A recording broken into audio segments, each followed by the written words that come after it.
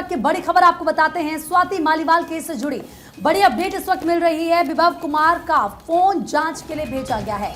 विभव कुमार ने अपना फोन फॉर्मेट किया था, ये खबर मिल रही है। पासवर्ड भी जब विभव से मांगा गया तो देने से इनकार कर दिया और किसी को भी जबरन मजबूर नहीं कर सकते पासवर्ड देने के लिए, और इसीलिए अब विभव कुमार का जो फोन है वो जांच के लिए भेजा गया है। जानकारी ये मिल रही है कि विभव कुमार ने अपना फोन फॉर्मेट किया था। अब सवाल ये है कि विभव कुमार के फोन में ऐसा क्या था जिसको छिपाने के लिए विभव कुमार ने अपना फोन फॉर्मेट किया। हालांकि विभव कुमार की तरफ से कहा गया है कि उनके फोन में कुछ टेक्निकल इशू थे जिस वजह से फोन को फॉर्मेट करना पड़ा, लेकिन क्या फिर उसका क्लोन नहीं किया गया। तमाम ऐसे सवाल हैं। अब इन सवालों का जवाब पुलिस ढूंढ रही है। तो ये बड़ी जानकारी इसमें पूरी मिल रही है। दरअसल इसी बीच विभव कुमार को शनिवार को मुख्यमंत्री आवास से यानी कि कल गिरफ्तार कर लिया गया था। उन पर 13 मई को आम आदमी पार्टी की सांसद है, राज्यसभा सांसद स्वाति मालीवाल के साथ मारपीट का आरोप है। अब इस पूरे मामले में आज एक बार फिर से दिल्ली पुलिस जानकारी मिल रही सोर्सेज के हवाले से कि विभव कुमार को सीएम आवास लेकर पहुंचेगी और वहां पर सीन को रिक्रिएट किया जाएगा। तो ये बड़ी जानकारी आप तक पहुंचा रहे हैं। विभव कुमार पर आम आदमी पार्टी की राज्यसभा सांसद स्वाति मालीवाल के साथ सीएम हाउस के अंदर ही मारपीट करने का आरोप है। हालांकि इसी बीच उनको गिरफ्तार भी कल कर लिया गया। तस्वीर आपकी टीवी स्क्रीन पर उसी वक्त की है। गिरफ्तारी के बाद उन्होंने याचिका की अर्जी 30 हज़ारी कोर्ट में भी लगाई थी, लेकिन बड़ा झटका उनको यहां पर लगा है। कोई राहत फिलहाल नहीं मिली है और फिलहाल वो पुलिस रिमांड पर है। विभव कुमार ने अपना फोन फॉर्मेट इस दौरान किया। अब इस बात का भी खुलासा हुआ है। अब इसमें और कई सारे सवाल उठने लगे कि आखिर उस फोन में ऐसा क्या था कि आपको फॉर्मेट करना पड़ा। आगे बढ़ेंगे। इस बीच एक और बड़ी खबर आपको बताएंगे। आज से दिल्ली में धुआंधार प्रचार करेगी बीजेपी। आज दिल्ली में क्या नामलाई करेंगे प्रचार। नवनीत राणा और माधवी लता भी दिल्ली पहुंचने वाली। नवनीत राणा और माधवी लता आज पहुंचेंगी दिल्ली और वहां पर चुनाव प्रचार प्रसार करते हुए आएंगी नजर। कल दिल्ली के मालवीय नगर में रोड शो करेंगे जेपी नड्डा। कल दिल्ली के संगम विहार में जनसभा करेंगे गृह मंत्री अमित शाह और कल दिल्ली के कुंडली में जनसभा करेंगे उत्तर प्रदेश के मुख्यमंत्री योगी आदित्यनाथ। और बीते दिन हमने देखा खुद प्रधानमंत्री मोदी दिल्ली में रहे और इस दौरान उन्होंने रोड शो किया, संबोधित यहां पर किया। तो बड़ी जानकारी है। अब पूरा फोकस राजधानी दिल्ली पर है क्योंकि 25 मई को होनी है वोटिंग। अब बहुत कम समय रह गया है। इसके पहले हमने देखा बीजेपी के जितने भी दिग्गज थे वो तमाम राज्यों पर अपना पूरा फोकस किए हुए थे और अब पूरा फोकस आ चुका है राजधानी दिल्ली में, क्योंकि इस वक्त राजधानी की दिल्ली की सियासत भी काफी उफान पर है।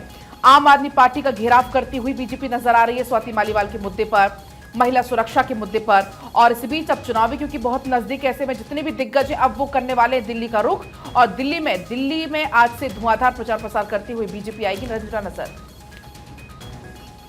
बिल्कुल, तो आज दिल्ली में धुआंधार प्रचार करेगी बीजेपी और लगातार देखिए अब दिल्ली पर बीजेपी के तमाम दिग्गजों का फोकस है और तमाम दिग्गज जो हैं आज दिल्ली पहुंचेंगे। नवनीत राणा और माधवी लता भी प्रचार प्रसार करते हुए नजर आएंगी। तो आज से दिल्ली में धुआंधार प्रचार करेगी बीजेपी। बीते दिन की तस्वीरें भी आपने देखी थी कि किस तरह से PM Narendra Modi road show करते नजर आए थे और बीजेपी प्रत्याशी के पक्ष में वोट की अपील करते हुए नजर आए थे। बढ़ते खबरों में आगे और अगली बड़ी खबर, 8 राज्यों की 49 सीटों पर वोटिंग कल। राजस्थान में राजनाथ स्मृति समेत 9 केंद्रीय मंत्री के जो दिग्गज हैं वो चुनावी मैदान में। एक पूर्व मुख्यमंत्री चुनावी मैदान में है, राहुल रायबरेली से चुनाव लड़ रहे हैं। तो ये तमाम जो दिग्गज हैं वो चुनावी मैदान में है और कल इनकी किस्मत का फैसला जो है ईवीएम में कैद हो जाएगा। 8 राज्यों की 49 सीटों पर वोटिंग और इन तमाम सीटों के लिए बीजेपी ने पूरी तरह से ताकत झोंकी है। बात अगर विपक्ष की करें तो विपक्ष भी अलग अलग जगहों पर पहुंचने के साथ अपने पक्ष में वोट की अपील करते हुए नजर आए हैं।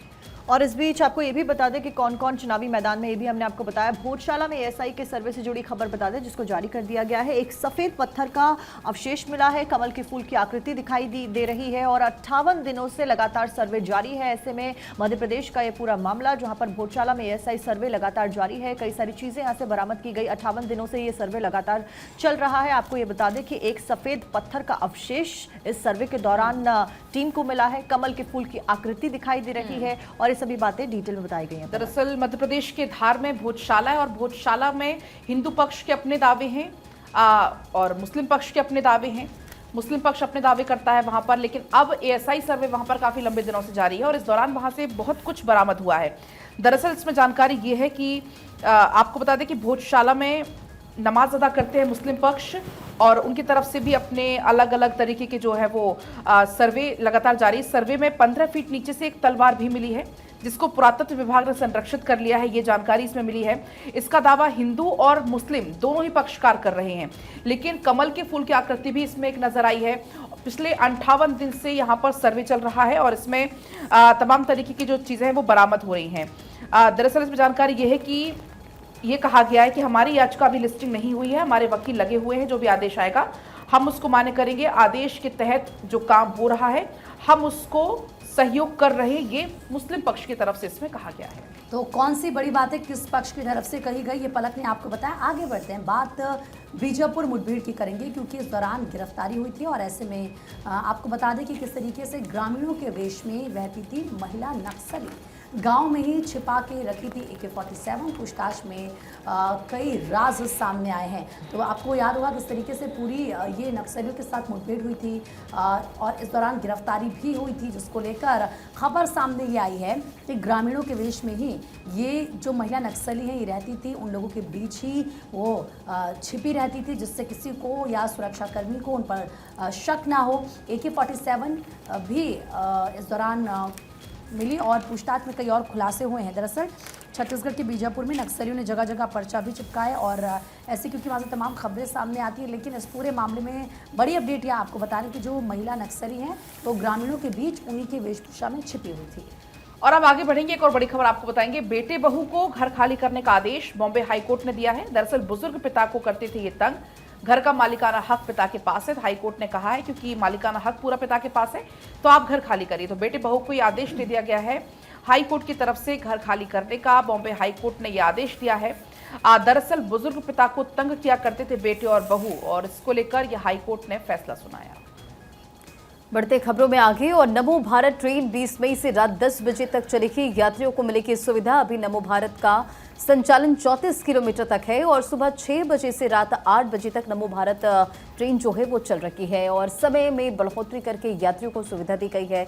दिल्ली से मेरठ नमो भारत ट्रेन का संचालन हो रहा है। तो ये बड़ी जानकारी आपको दे रहे। नमो भारत ट्रेन 20 मई से रात 10 बजे तक चलेगी और यात्रियों को अब सुविधा मिलेगी। लगातार इसमें इस वक्त में इजाफा किया गया है। दरअसल अभी नमो भारत का संचालन 34 किलोमीटर है और सुबह 6 बजे से रात 8 बजे तक नमो भारत चल रही है। समय में बढ़ोतरी की गई है ताकि यात्रियों को सुविधा मिल सके और दिल्ली से मेरठ नमो भारत ट्रेन का संचालन। बढ़ते खबरों में आगे, और UNLF के 34 विद्रोहियों ने भारत म्यांमार बॉर्डर पर सरेंडर किया है। असम राइफल के सामने हथियार डाले गए हैं और मणिपुर में घुसपैठ की कोशिश कर रहे थे। तो ये बड़ी जानकारी आपको बता रहे हैं, जहां UNLF के 34 विद्रोहियों का सरेंडर और भारत म्यांमार बॉर्डर पर सरेंडर किया गया है। असम राइफल के सामने हथियार डाले गए हैं और साथ ही साथ आपको बताते चले कि मणिपुर में घुसपैठ की कोशिश कर रहे थे। बढ़ते हैं खबरों में आगे। अगली खबर नीदरलैंड से। नीदरलैंड में महिला को मिली इच्छा मृत्यु की मंजूरी। खुद को चोट पहुंचाती आत्महत्या का मन करता था। 3 साल की कोशिशों के बाद में मिली इजाजत और बचपन से ही यहां पर एंग्जाइटी और ट्रॉमा का शिकार थी जोराया नाम की ये व्यक्ति और 10 साल तक चला इलाज, लेकिन ठीक नहीं हो सकी। और इन सब चीज़ों को देखने के बाद नीदरलैंड में महिला को इच्छा मृत्यु की मंजूरी यहां पर दे दी गई है। प्रीति, बिल्कुल साक्षी, बहुत ही मुश्किल से किसी को इच्छा मृत्यु की मंजूरी मिलती है, लेकिन शायद हालात यहाँ पर ऐसे थे जोराया के, जिसके बाद ये फैसला लिया गया कि ठीक है इच्छा मृत्यु ले सकती हैं। आगे बढ़ते हैं, बात बिहार की करेंगे। मदरसा बना है आतंकवाद का अड्डा, तैयार किए जा रहे थे बम, ब्लास्ट उस दौरान हुआ, मौलाना की जान चली गई। छपरा में अवैध मदरसा में विस्फोट हुआ है। तो देखिए किस तरीके से यहाँ पर बम बनाए जा रहे थे, मदरसा आतंकवाद का अड्डा बन गया और यहाँ पर जब बम तैयार किए जा रहे थे तो ब्लास्ट हुआ। अब ये बम कहाँ पर इस्तेमाल किए जाने थे, क्या यहाँ पर साजिश रची जा रही थी, कौन लोग इसमें शामिल थे, क्या इनके मंसूबे थे, ये तमाम सवाल हैं जिनके जवाब ढूंढने हैं। लेकिन जब बम तैयार किए जा रहे थे तो उस वक्त ब्लास्ट हो गया और मौलाना जो वहाँ पर मौजूद था, मौलाना की जान चली गई है। और अवैध मदरसा ही बताया जा रहा है जो कि छपरा में चल रहा था, जिसके अंदर विस्फोट हुआ है। चलिए अब आगे बढ़ेंगे, एक और बड़ी खबर आपको बताएंगे। कैल्शियम कार्बाइड के इस्तेमाल पर रोक लगा दी गई है। दरअसल फलों को पकाने में इसका इस्तेमाल किया जाता था। FSSAI ने इसको लेकर निर्देश अब जारी कर दिए हैं और आदेश जो नहीं मानेगा उस पर सख्त कार्रवाई होगी। अमूमन आम को पकाने में इसका सबसे ज़्यादा उपयोग किया जाता है कैल्शियम कार्बाइड का, और इससे गंभीर बीमारियां होने का खतरा भी होता है। तो अब इसको लेकर सख्त आदेश दे दिए गए हैं, और अगर इसका इस्तेमाल करता हुआ कोई पकड़ा जाता है तो उस पर अब सख्त से सख्त कार्रवाई होगी, क्योंकि कैल्शियम कार्बाइड जो कि शरीर को काफ़ी ज़्यादा नुकसान पहुंचाता है। FSSAI ने इसको लेकर निर्देश अब जारी कर दिए हैं, और आदेश नहीं मानने वालों पर सख्ती के भी आदेश इसमें दे दिए गए हैं। बढ़ते खबरों में आगे और अगली बड़ी खबर, आगरा में आयकर विभाग की बड़ी कार्रवाई हुई है। जूता कारोबारियों के यहां पर छापा मारा गया है। जूता व्यापारी रामनाथ डन के ठिकानों पर अब तक 40 करोड़ रकम बरामद हुई। बिल्कुल, और इस बीच अब बात कर लेते हैं खबरों में मौसम की, क्योंकि दिल्ली में आसमान से आग बरस रही है। तो मौसम से जुड़ी अपडेट, जहां पर दिल्ली से जुड़ी अपडेट आपको बता रहे हैं। मौसम की जो मार है वो लोगों को झेलनी पड़ रही है। जहां हम तमिलनाडु की बात करते हैं तो वहां पर बारिश बहुत ज़्यादा हो रही है, तस्वीरें भी हम आपको दिखा रहे हैं। वहीं दिल्ली में गर्मी बहुत ज़्यादा है। 13 साल बाद पारा 43 डिग्री दर्ज किया गया। और आज की बात करें तो आज लू का रेड अलर्ट जारी कर दिया गया है, और अगले 4 दिन तक ऐसा ही मौसम रहने वाला है। रोजाना हम अखबारों में खबर पढ़ रहे हैं काफ़ी दिनों से कि जो गर्मी है उसके प्रकोप से दिल्ली वासी किस तरीके से जूझ रहे हैं। ऐसे में आज भी यहाँ पर जो वेदर है उससे जुड़ी हुई खबरें बताई गई हैं अखबारों में, जिसमें बताया गया किस तरीके से जो गर्मी है वो अपने चरम पर पहुंचती जा रही है। आपके अखबार में क्या कुछ, प्रीति? देखिए साक्षी, क्योंकि लगातार जो लू की थपेड़े हैं वो चल रही हैं। बाकायदा कल भी हमने अपने दर्शकों को बताया था कि अगले 5 दिन के लिए अलर्ट जारी किया गया है, खासतौर पर दिल्ली NCR के लिए कि बहुत ज़रूरी काम है तो ये आप घरों से बाहर निकलिए, अदरवाइज घर से बाहर मत निकलिए। और जो बुजुर्ग बच्चे होते हैं उनको लेकर एडवाइस भी ज़्यादा जारी की जाती है, क्योंकि उन पर सबसे ज़्यादा असर होता है।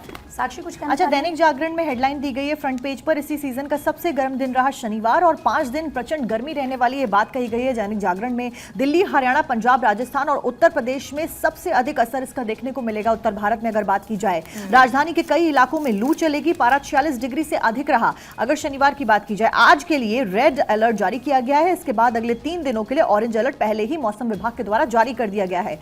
वहीं राजस्थान की बात करें तो राजस्थान के कई जिलों में तापमान 46 के ऊपर, चूरू में तापमान 47 डिग्री दर्ज किया गया। दिल्ली में अधिक गर्मी वाले स्थानों की भी यहां पर जानकारी दी गई, जिसमें मुंगेशपुर, नजफगढ़, पीतमपुरा और पूसा और जाफरपुर, आयानगर और रिज एरिया शामिल है। नजफगढ़ का साक्षी आप जिक्र कर रही, वहां पर 47.4 डिग्री सेल्सियस पारा रहा है। तो इससे अंदाजा लग सकता है कि हालात कितने ज्यादा अभी बिगड़ रहे हैं, और आने वाले समय में तापमान कुछ और बढ़ेगा।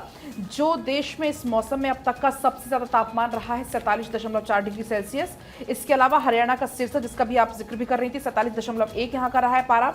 मौसम विभाग के मुताबिक अगर हम शनिवार की बात करें तो पूसा में तापमान 46 डिग्री आया, और अभी कहा जा रहा है कि अभी ये तापमान ऐसा ही रहने वाला है। लू के थपेड़े अभी और लगने वाले हैं, परेशान करने वाले हैं। और पलक 25 को तो दिल्ली में वोटिंग भी है, ऐसे में अपना ख्याल रखना बहुत ज्यादा जरूरी है, अपने आप को हाइड्रेटेड रखना बहुत ज्यादा जरूरी हो जाता है। सही कहा साक्षी आपने। देखिए, बात अगर पंजाब हरियाणा की करें तो पंजाब हरियाणा सहित 6 राज्यों में हीट वेव का अलर्ट जारी किया गया है। राजस्थान में तापमान 46 डिग्री पहुंचा है।